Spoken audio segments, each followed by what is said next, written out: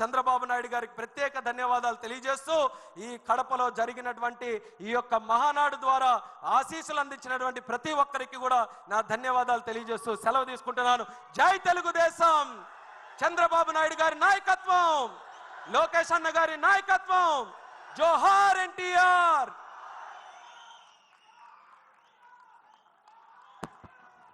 తన అద్భుతమైనటువంటి ప్రసంగంతో మనందరినీ ఆకట్టుకున్నటువంటి యువమిత్రుడికి ధన్యవాదాలు తెలియజేసుకుంటూ ఇదే తీర్మానం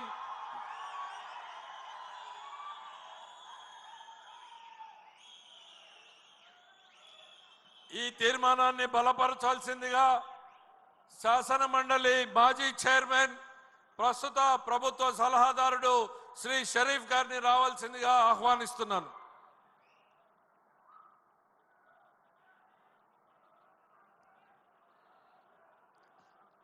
నేను ఎంతో అభిమానించే అభిమాన నటుడు,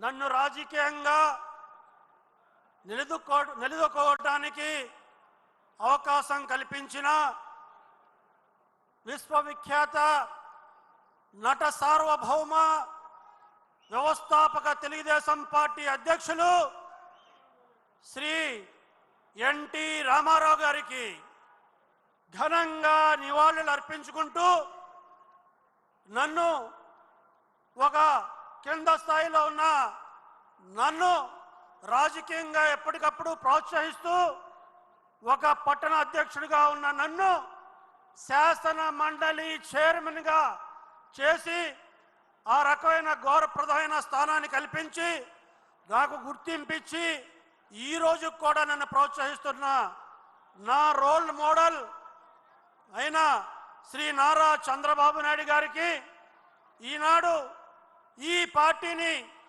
6 శాసనాల ద్వారా ఒక నవ శకంలో నడిపించడానికి పూనుకున్న నారా లోకేష్ బాబు గారికి, పల్లా శ్రీనివాసులు గారికి, అదే రకంగా వేదిక మీద ఉన్న అతిరథ మహారాజులందరికీ ఈనాడు నా తెలుగు కుటుంబ సభ్యులైన మీ అందరికీ నమస్కారాలు తెలియజేసుకుంటున్నాను.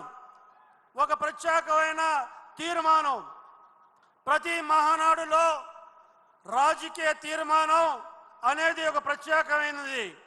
దీని ఉద్గంఠులైన పెద్దలు ప్రతిసారి ప్రతిపాదిస్తుంటారు. అటువంటి తీర్మానాన్ని బలపరిచే అవకాశం ఇచ్చినందుకు నేను తెలుగుదేశం పార్టీ అధ్యక్షులకి మరి మనస్ఫూర్తిగా కృతజ్ఞతలు తెలుపుకుంటున్నాను. తెలుగుదేశం పార్టీ ఒక రాజకీయ పార్టీ కాదు, ఒక సేవా సంస్థ. ఎన్టీ రామారావు గారు డబ్బులు సంపాదించాలి, పేరు ప్రతిష్టలు సంపాదించాలి అనుకుంటే సినిమా నటుడుగా 35 సంవత్సరాలుగా